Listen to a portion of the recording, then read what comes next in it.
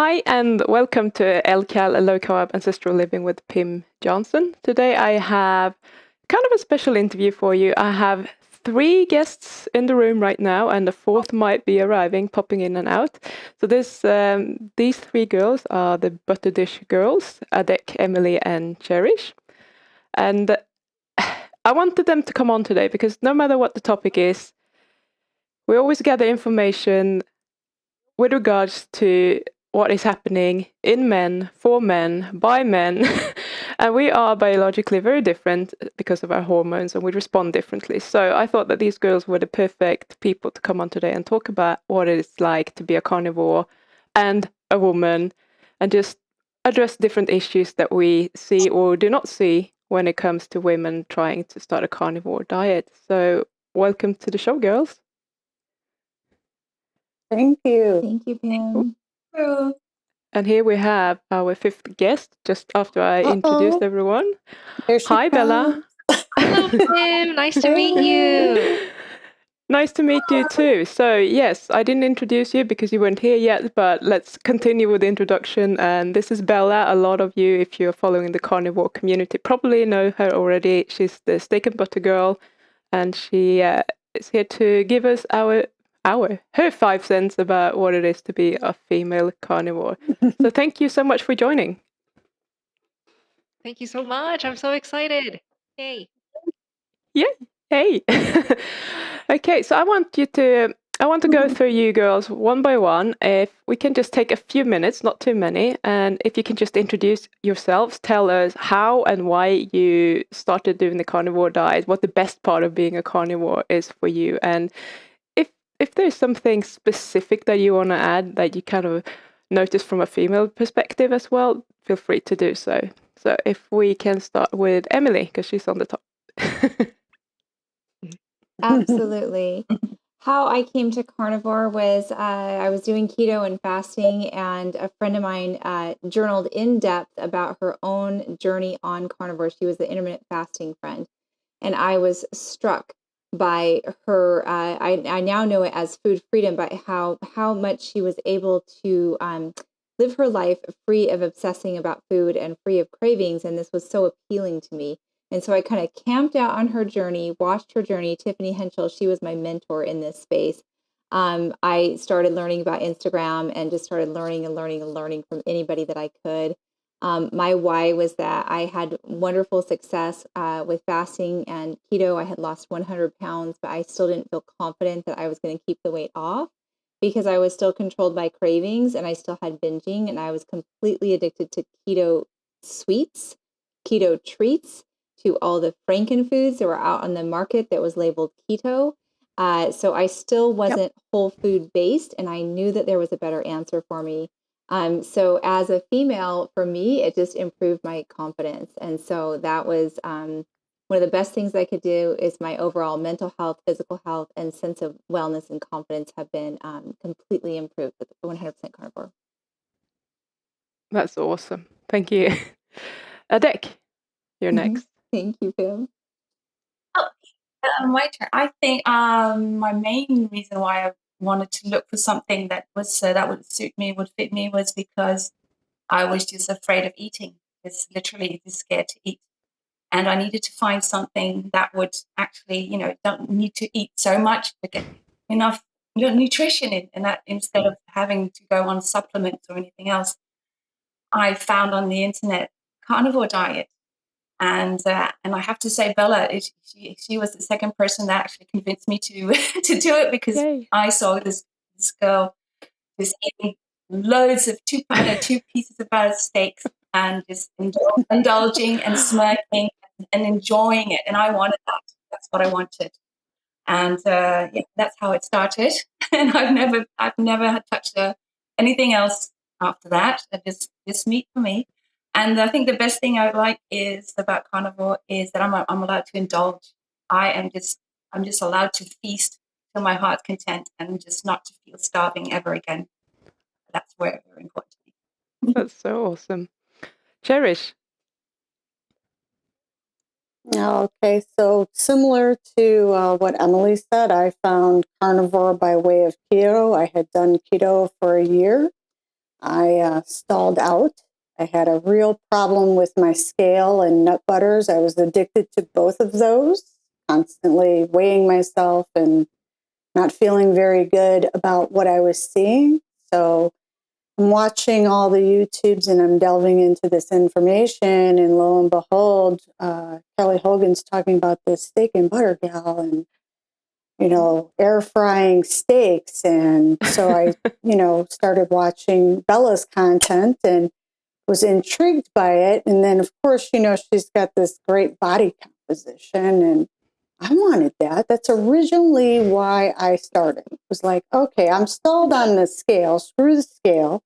How can I get this, good body composition that I would love to have? And then I also was really addicted to those nut butters. So I thought that this would be a good way to try and get rid of that stuff. And so I joined her 30-day challenge and met these other lovely women.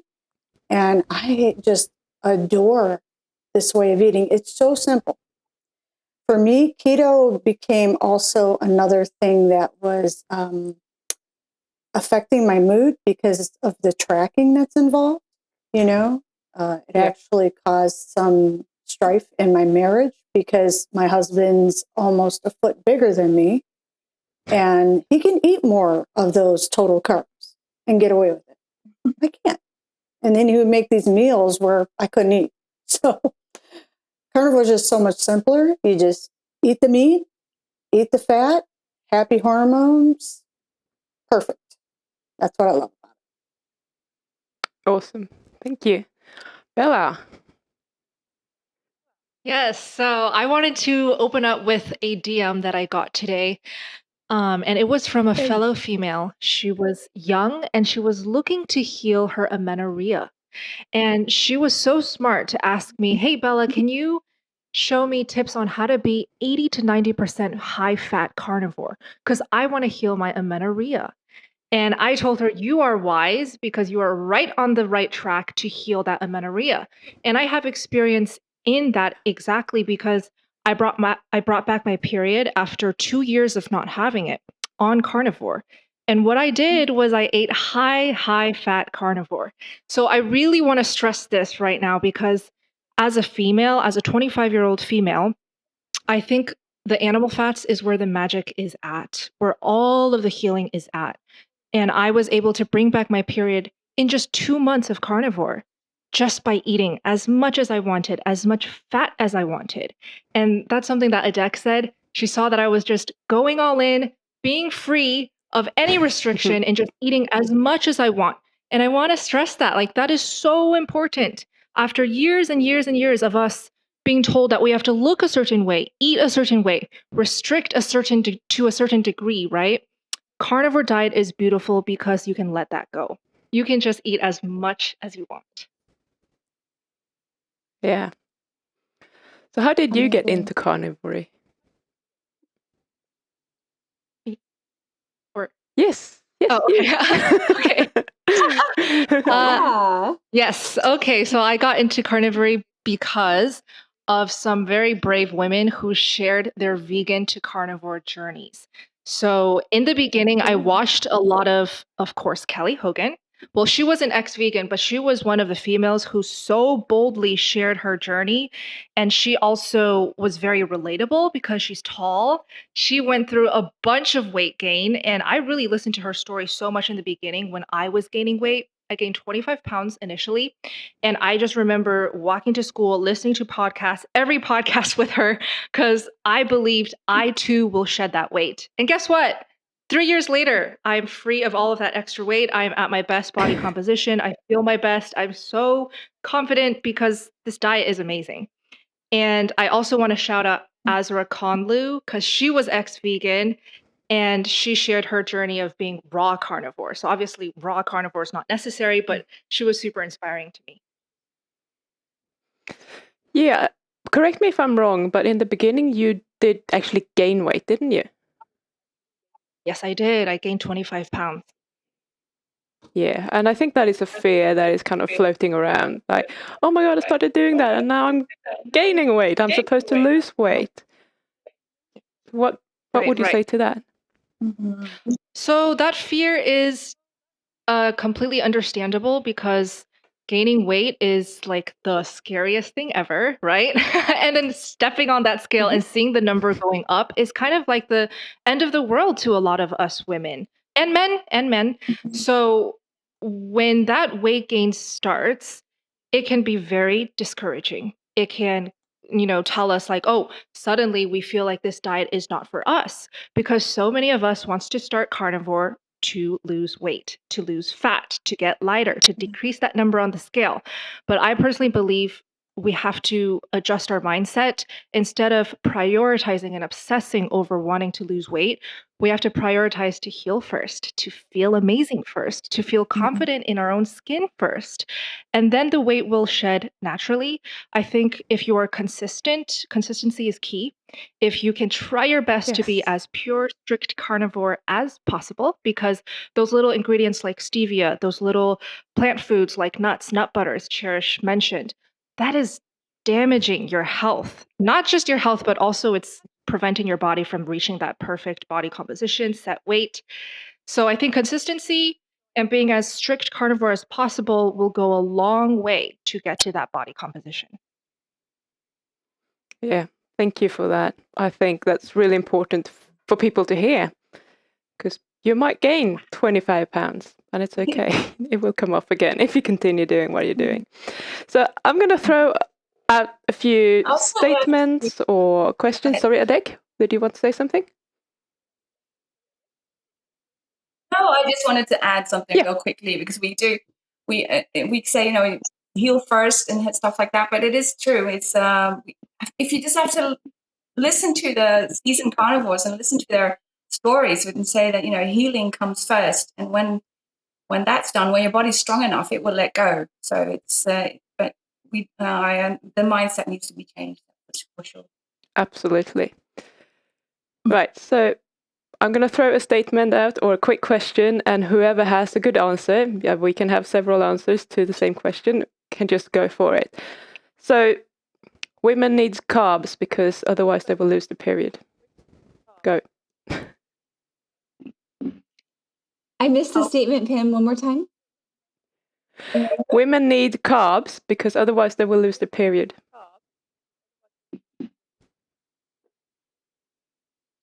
Well, I don't have my period anymore, but I know that women don't need carbs in order to not have a period. They need fat. Yeah. I have my period. Excellent. And like I mentioned before, I lost it for 2 years, but I brought it back because I cut out the carbs and I introduced more animal fats, a lot of animal proteins. So I am living proof that that is not true. And on top of that, my cycles are painless. They are so much shorter than they used to be when I was eating plants and carbs and sugar and junk.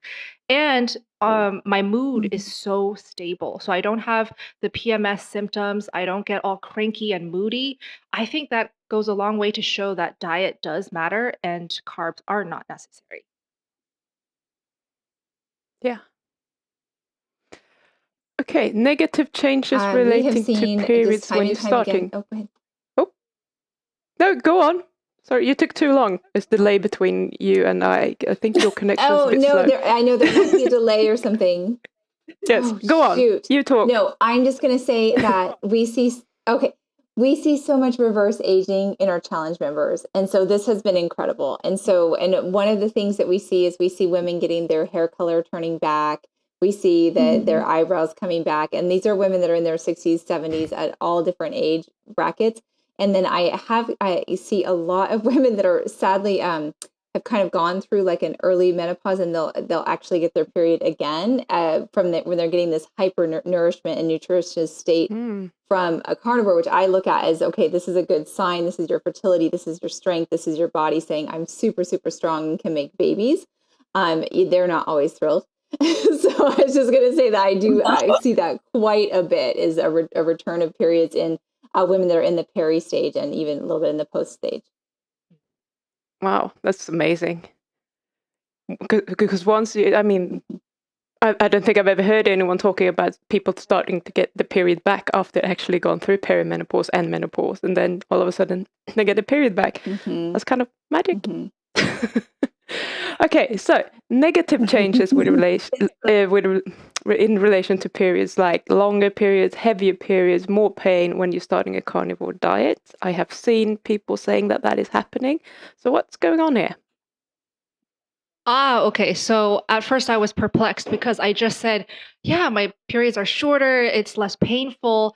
But I realized that sometimes initially part of the adaptation phase for women, especially young women who go from a diet that is very restrictive, like the vegan diet, or even just like a lifestyle that incorporates a lot of restricting, starving, over fasting, and then they go into carnivore where they just let go and they eat so much more, the hormones will have to regulate. And when the hormones regulate, the cycle does change. Sometimes the period is longer. Sometimes it's a lot heavier. Sometimes it's just very what do you call it? Spotty throughout the month, just inconsistent. This is all normal. I would just say trust the process, keep going carnivore, give it time to let the hormones regulate. Sweet. I would also add that your menstrual cycle is a barometer for your overall health. So diet's just one component of it, right? And I'll give you an anecdotal story. My daughter was having her period every 2 weeks. She is not a carnivore, so she purposely does eat carbohydrates to my dismay, but we're working on it. And it wasn't necessarily what she was eating, but it was the fact that this kid was putting herself under a lot of stress. She was going to school full time and 2 part-time jobs. And I looked at her and I said, you need to quit one of those jobs. Because I knew if I took her to an OBGYN, that they would stick her on hormones to regulate her period. I did not want that. I knew that she could not do all in carnivore. I know my kid. I know what they serve at the school. There's no way that's going to be possible for her. So the next best thing is to reduce her stress, see what happens. And sure enough, she listened to her mother, thank goodness. And she quit one of her jobs and everything regulated. So I think there's a lot of variables that people should look at if they're struggling in that area. It might not just be carnivore. It could be something else. Yeah, but I think we have to remember that when you're changing a diet, that is a stress on the body. Everything has to change, the biological function, the upregulating of some enzymes, how you burn energy. Everything has to change. So that is a major stress in itself. So that could explain it. Thank you. Absolutely. So I think we covered this one, but what about postmenopausal women? I often see them saying, can a postmenopausal woman do this diet? Or is it dangerous for some reason?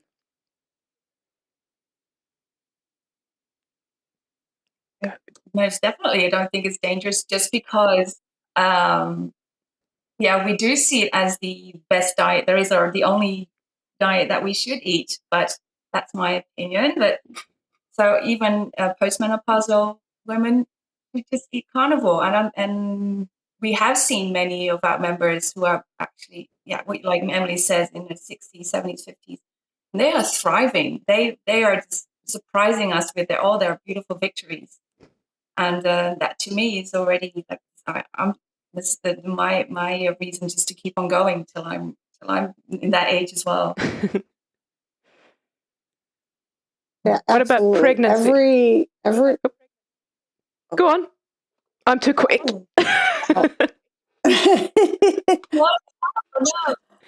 Y'all are going to be a carnivore, going to have a carnivore baby? Yes. Speaking of pregnancy, I'll speak on the pregnancy part. I definitely will have kids. I speak about this matter with the coaches here all the time, and I get their advice, their mama advice. So I'm really excited to have kids in the future. And I know for a fact, I did my research. Of course, I will do research to know and be best prepared to be pregnant, like what diet is best, what practice is best. Obviously, carnivore diet is the baby making diet. It's pretty well known in the carnivore community and keto community as well, eating that fatty meat is going to make you fertile. And this applies to men as well. I recently interviewed the carnivore fertility specialist, Dr. Robert Kiltz. Shout out to him because he's putting out a lot of great content, showing up on podcasts, talking about this issue, is the issue of infertility in women and men these days. And what is the resolution? The solution to this is to go carnivore and to eat high fat meats and to lower the stress by exercising less. That's so awesome when he said that because I don't like to exercise hard, at least. And he promotes, and he promotes not, stressing out the body by doing strenuous exercises, especially cardio, and instead doing enjoyable exercises like beautiful scenic walks and hikes with loved ones, those types of things. But yeah, pregnancy is no big deal when you want to go carnivore. It's definitely going to happen. Yeah. Cherish, you wanted to say something. Go ahead. Yes. Well, we're past that topic now. We're talking about no. babies. Well, Oh, we're not. We're rewinding. Postmenopausal women. Yes. Go ahead. I was just going to mention on how in our community, I can see their faces right now, how many beautiful women that we have and men who seem to just be reversing in age. Their skin is just glowing on these Zoom calls, and they talk about their inflammation is better and that they're able to move more easily. And just, it is wonderful healing that they have been able to. And I'm just marveled every time they show up. It's like, I can't believe some of our members who are in their 70s that do this diet and they just look fantastic. Well, yeah, thank I want you. to add to that too, that Great we to hear. get a lot of stories of the joint pain reducing, and folks that couldn't do stairs before, and now they do stairs, they're not even thinking about it, and they're like, oh, I forgot, I didn't you be able to do that. And so what Cherish is saying about this anti-inflammatory effect of the carnivore diet, especially if maybe you layer a little bit of fasting in on top of that, it just is helpful to any disease process, which are the lifestyle diseases, which tend to show up more and more and more in the postmenopausal population, because we've had that much damage. We've had decades of damage by then, and it kind of gets to an explosion, is a breaking point in our health. And so that's one of the things that's so amazing about going carnivore is the anti-inflammatory properties of the diet. I did want to speak to the pregnancy chapter as well. I thought, what a beautiful thing to do when you're growing a baby is to be eating all of the substrates that make the healthiest, strongest baby. And I learned about this way back when I was taking a Bradley childbirth method. They taught us all about protein, how important it was for the amniotic sac to have a nice, strong sac to have the proteins. We tracked all this protein and everything. But now it's like, oh, that makes sense. That's why that was such an important component of it, is a high-fat animal-based diet is also quite sufficient in protein, which is the substrate that we build all of our tissues and these beautiful little growing humans of in our body. So it's the perfect time to embrace the carnivore diet. Awesome. What about breastfeeding? Da-da-da-dum. Well, Healthy we tell our mama, members, nourished mama. Yes, high fat, high we absolutely protein, recommend lots of milk production. Yes. So completely safe? Does it give the baby everything that it needs? I believe it will. We advise our members who are breastfeeding to go carnivore and just give the baby what it needs through the mother. Yeah, as much as you want. Okay. But then again, we're not medical practitioners, but we just do it from experience that it is very helpful for babies and very good for the babies. Yes, I'm mostly looking for your experience because I don't know how many people you've taken through and helped starting to do the carnivore diet. So just from anecdotes, like what you see, what people are telling you, how it's going for them, etc. That's all we're looking for, because ultimately there are no studies on the carnivore diet. We can't go and search and look in the literature if someone's following in the carnivore diets or a group of people doing that for 50 years. We don't have that yet, so we have to look at what's working. Do people get healthy babies after doing this? I suspect the answer is yes. We do have one member who has a lot of babies, and she's a current breastfeeding mother. And the fact that she just joined our group and our challenge says it all to me. And they all come in, and we do this special process. Bart went through with the priming, and we encourage all breastfeeding mothers, prime, eat as much as you can, because it's all going to be nourishment for the babies. And the feedback, and Bella, maybe you could back me up on this, the feedback that we seem to be getting from the community is that it's going well. There might be a little bit discouragement with holding on to some weight, but other than that, it's all for nourishment of the babies. And then they can't wait to get to the fasting part once breastfeeding's over. Obviously, they have to continue to nourish themselves. No fasting zone when breastfeeding. But yeah, we're hearing great things. Yes. And I can back that up for sure. So I think our body will get the job done, whatever job it needs to get done, once it is fed nutrient-dense foods and enough of it. So that's the whole concept behind the priming, is to make sure you're getting enough of the food, ample amounts of it, maybe even on the surplus side. Because especially for mamas who are breastfeeding, and we have members who are doing that on the priming, on carnivore, you need to have a very nice supply of nutrients for the mom while she recovers from the pregnancy, but also for the baby as this baby grows. So I don't know the science behind it, but I do know for a fact that when your hormones are healthy and happy, everything is done perfectly, seamlessly, easily. So just as someone who is not pregnant, not breastfeeding, right? I did the priming for 6 months. I'm now eating whenever I'm hungry, which happens to be OMAD, sometimes too mad. But my cycle is every single month happening, right? It is always regular. It is always super painless, nice and short. It went from 9 days to now 3 to 4 days. Ooh. So that's an awesome life as a female. Like, we don't have to suffer every single month during that time. We can still continue living our lives, achieving our dreams, being ambitious and creative and productive. Kind of off topic from breastfeeding, but I believe carnivore is great. On topic. Well, amen to that. On topic. This is one of the most beautiful, nourishing things we can do. And this is such an important job when we have this precious season in our lives. I've had 4 kids. I was able to breastfeed all of them, and I'm so thankful. And what mom's eating is what baby gets. And so I was not carnivore during my pregnancies and during those years in my lives and those decades in my lives. I wish I was. I was so conscious of everything that I do to take care of me, takes care of the baby. The way that it works, it takes care of the baby first.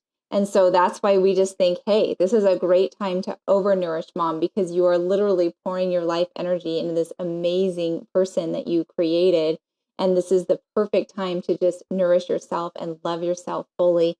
You don't ever have to be hungry. You don't have to restrict. This is just a feasting time, and it's so beautiful for this mother and baby pair. I absolutely think it's the way to go. We should have another one. I wanted to say, I'm not a mum, but I'm not a mum, but yeah, that's okay. But, I look at these ladies and I'm just thinking, wow, these are just such great examples for their kids. I mean, isn't it amazing to have carnivore moms, and then I just picture their mother, their kids, and soon to be kids, future kids to just look at these confident ladies and women, and Yeah. have these as examples, and I love that. Yes. Yeah. Absolutely. That's so important. So Cherish mentioned something about fasting, and I want to bring that up because often we hear that women shouldn't be fasting, or women can fast the first 2 weeks in their cycle, but not the last 2 weeks, or anything more than 16 hours is going to be detrimental. All these things that women cannot fast. So what do you say to that? I'll let Emily go first because she's our fasting guru. The fasting mama. Yeah, well, it's true, Pim. In an environment of under eating and poor nutrition, I agree with 100% of the things that you said. That you probably should be very strategic and careful if you're already in a deficiency, and so your body is already weakened. You're already overstressed. You're already triggering all kinds of pathways that are not helpful, that potentially can lead to like an adrenal crash or a thyroid crisis or a big energy drain. So I do think that if you are not careful and are not really feasting well, that you better slow down with all that. The way that we go about it and what Raymond has really taught us and what we truly believe is this is so important is we take it from a feasting orientation. So we start with our priming. Every time we eat is a time to feast. Our fasts are a little different. We call them a fast, but Stephen has helped us start thinking this through. It's actually a fed state because we are so thoroughly feasted from the last time that we ate that we're not having this extreme hunger. We're not challenging ourselves to go further. We're not using salts, electrolytes, like all these things to just push us, coffee, substances, stimulants. We're not doing this. And so it's really a different style of fasting that we're doing that I actually have never come across before.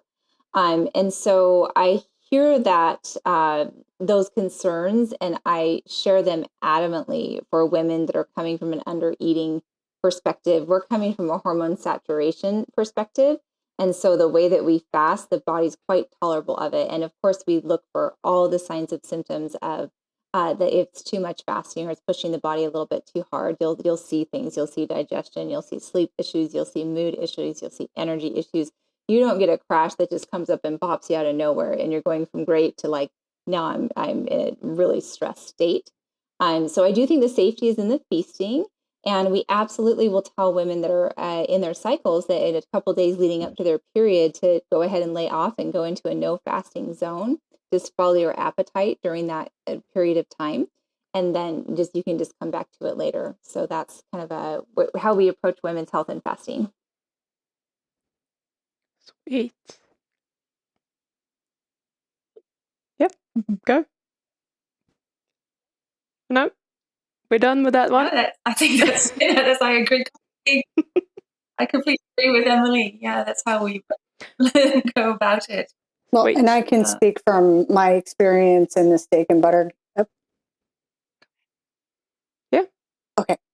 I can speak from my own experience with following Raymond's protocol. The first time I followed it, I didn't prime properly. And I was able to do one rolling 48 and subsequently just had a really hard time recovering from it. I wound up not even being able to do one meal a day, which I used to be able to do with ease. And I realized that I had just crashed my hormones. I wound up doing a Dutch test and everything was on the low end. So I knew I had to do something different.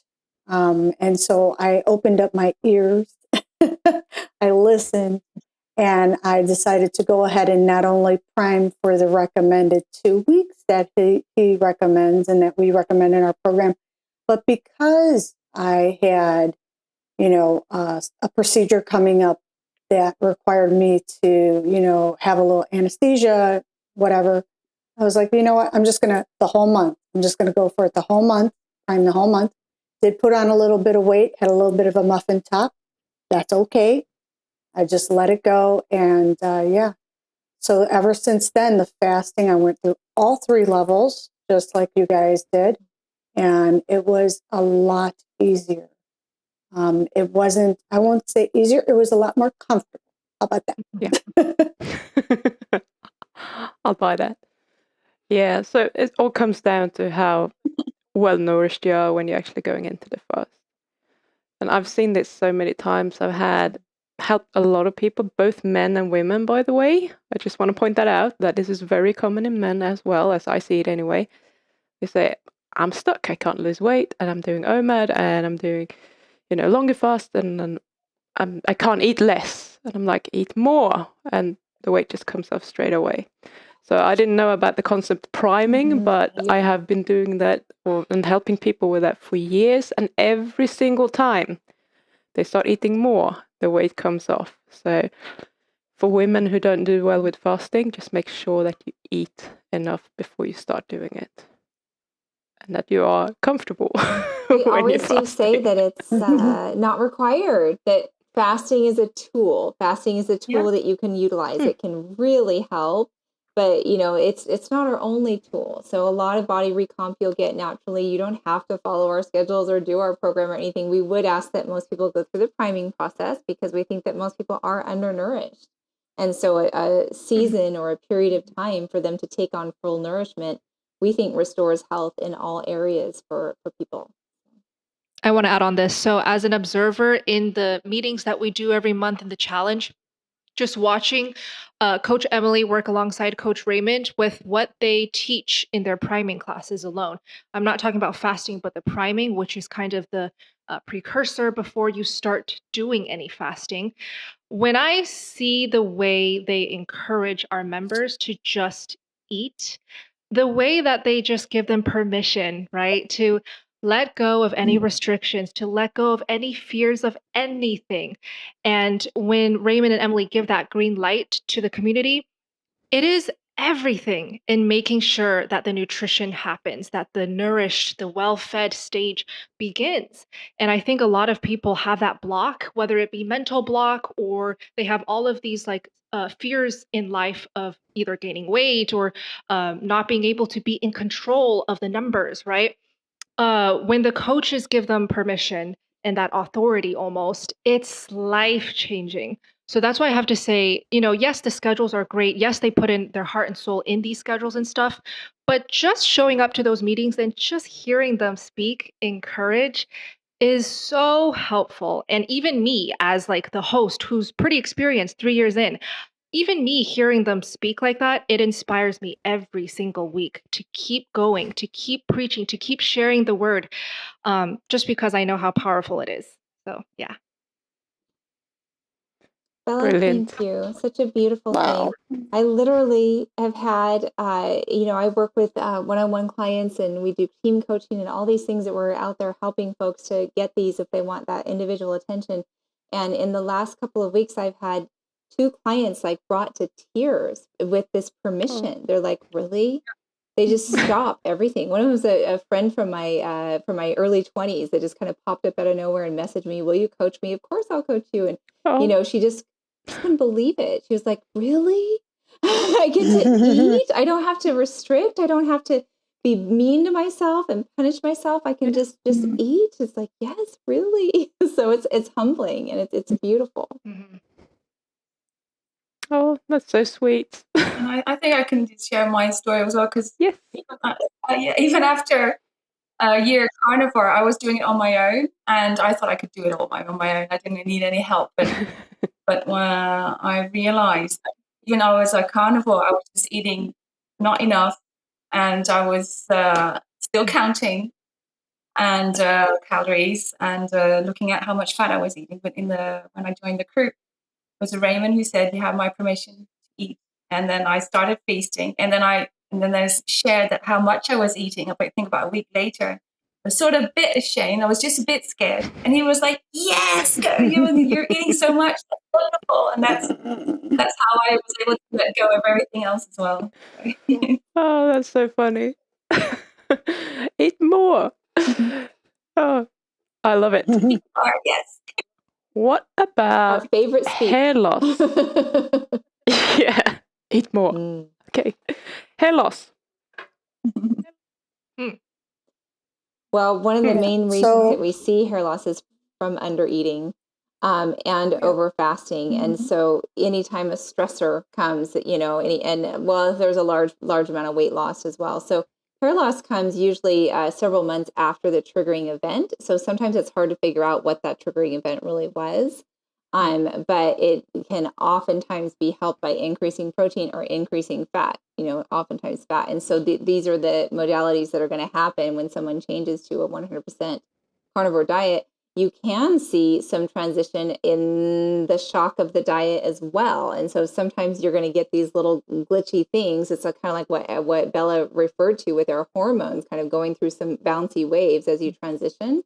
We actually typically see more restoration of that, and the baby hair is starting to come out as people are more nourished and really come into this feasting standpoint.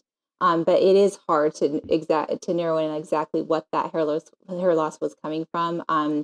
But this is just amazing when we see the color coming back, the hair coming in thicker. And of course, someone that has a history of over fasting and under eating, they've gotten used to not having very much hair at all. Mm-hmm. Wow. We get so many members that get so excited when their hair starts to grow back. I mean, we have women who have not had hair on their legs for years.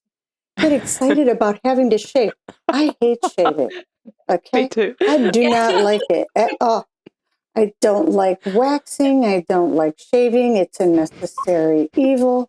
But to see somebody in our community who has struggled in that area get so excited about it, I'm like, okay, I'm just not playing anymore because this is a miracle, like this poor woman has been, essentially lost all of her hair's thinning, and to get excited about having to shave, fantastic. I love it. So funny. What about the thyroid? I have heard it a billion times. You can't be keto, you can't be carnivore for a long period of time because you're going to get thyroid issues. What do you say to that?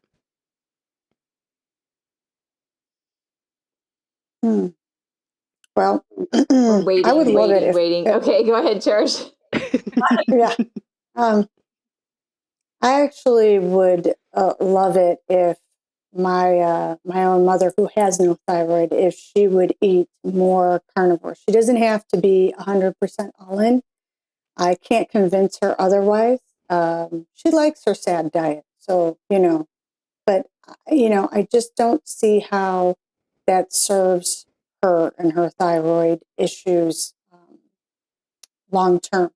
I do see what damage the medication's doing to her body. I do see that.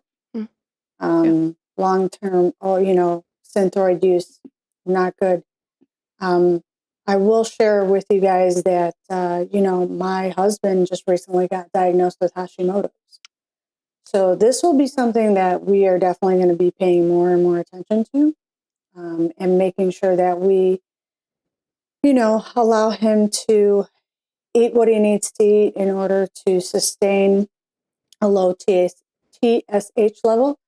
But as far as I can tell, carnivore is the proper human diet, to quote Dr. Ken Berry. And I cannot see, if his own wife eats mostly carnivore and she's had Hashimoto's for years, how somebody could say that it would damage the thyroid.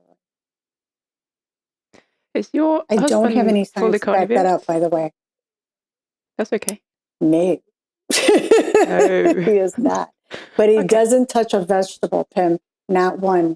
Not a vegetable, not a fruit. His non-carnivore is like, he likes those keto treats that Emily was talking about earlier. Right. So the Can't get him away from those. Yeah. I mean, he's mostly, and he's done a really good job of trying, but he just can't get away from those sweeteners. We're working on it. Okay. What about osteopenia or osteoporosis? So this is a great question. One of the things I will say is that a lot of times when what we'll see is on carnivore, the women's weight will go up, but their body size will go down. Well, where's the weight going? Where's it happening? And so oftentimes what's happening is that they're fitting in smaller clothes and yet they weigh more. And oftentimes they'll report the cellulite, the vision of the cellulite is smoother and their skin is smoother and the shape of the fat has literally changed. And so what we tend to think is happening, what seems to be happening is stronger bones, more muscles. The fat is actually dissipating and we're getting a body recomposition so that we're getting a denser, stronger human form out of this. So that's what happens a lot that we've seen.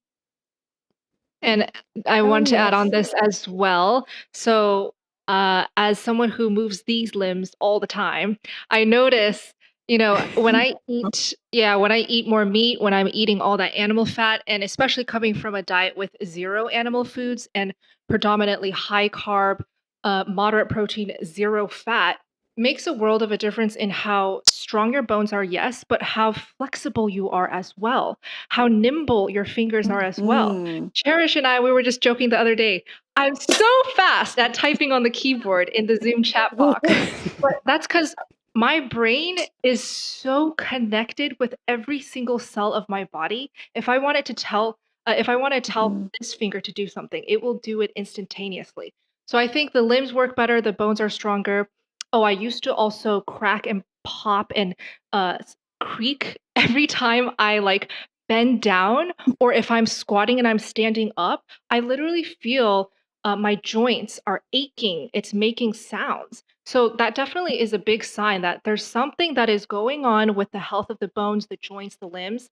And it does resolve when you eat the right diet. Yeah, Great. I have that same experience too. I'm still a clumsy girl, so I always fall and on my feet or off the bike. I cycle and fall off my bike. And I used to be so bruised and, or just be out for weeks or, break bones. But now I just know in a couple of days or a week, I'm fine. Even though no bruises, nothing, my bones are definitely stronger. And I used to say they were just empty. I was restricting. And now they're all filled up. You surprise me, Adek, because you look very gracious. I can't imagine you being clumsy. It's just from this way. I start walking, it's like, ah! Okay, one more. PCOS and endometriosis.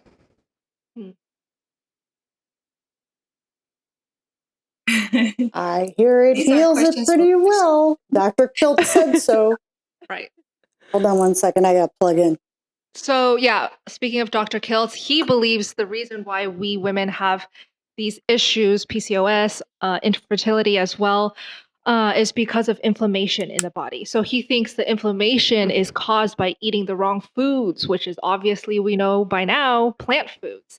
He thinks plant foods are the worst of the worst of the worst, and then the carbs, but mostly plant foods. So the plant foods give us inflammation, which causes these hormonal issues. So when you cut out the issue and just eat animal foods, then it really does resolve. And we see this all the time.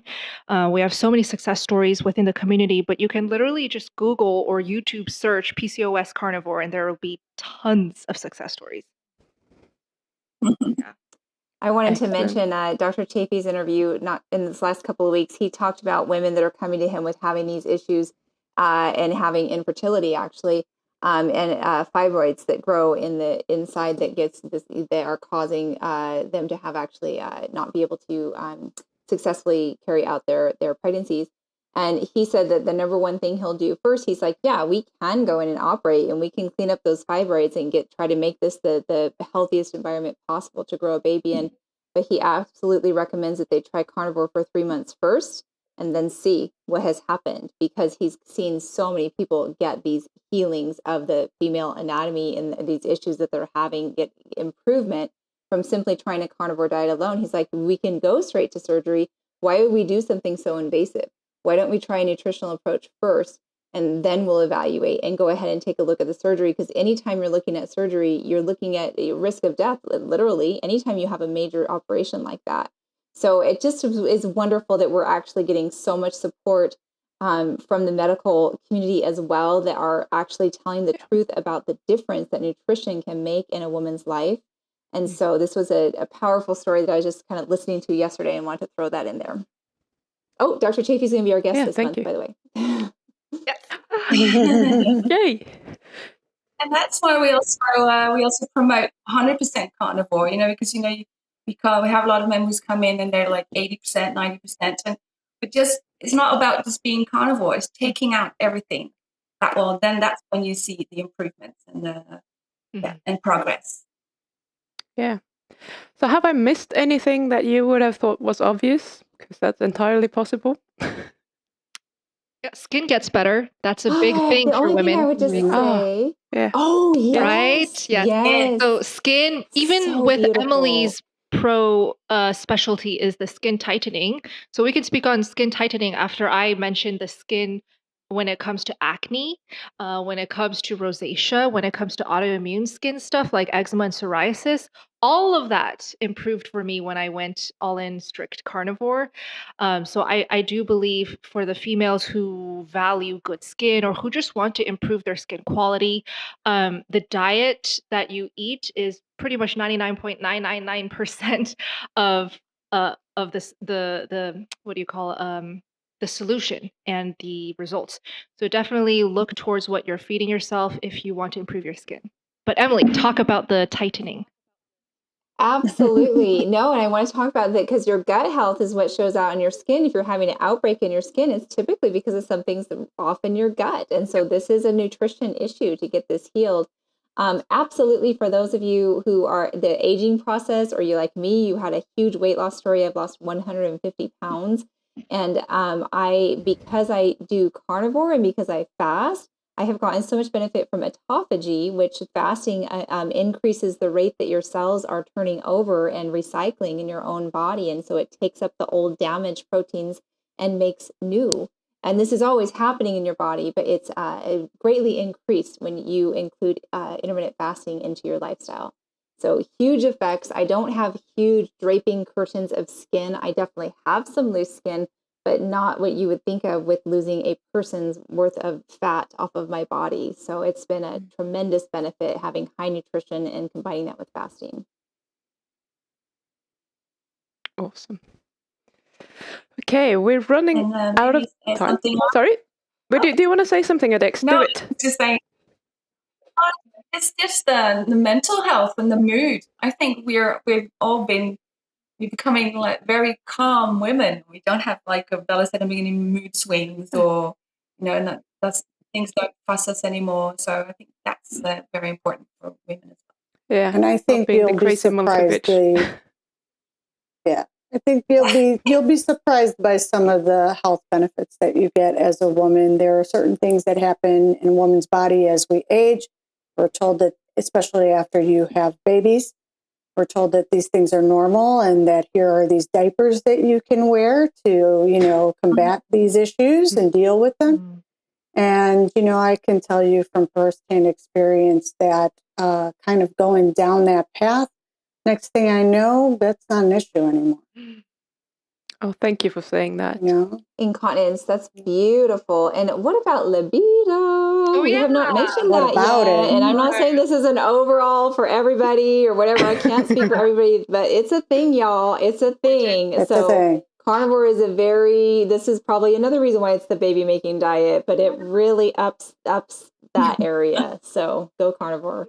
You see how we all came to life when she said libido? I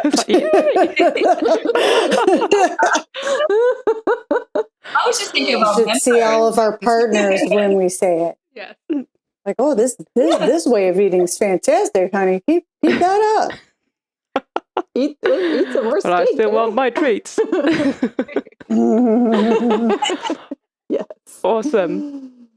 Thank you so much for sharing your knowledge and your wisdom. It has been great fun to have you here. We're going to post all the links that you want people where they can find you to the 30-day. Is it 30 days? Yes, it is. Carnivore Challenge that you're doing? Yes. So that challenge, go and check it out. And you're going to have a guest expert on this month, Dr. Chafee. And Dr. If Kiltz that and isn't Dr. reason Berry. enough.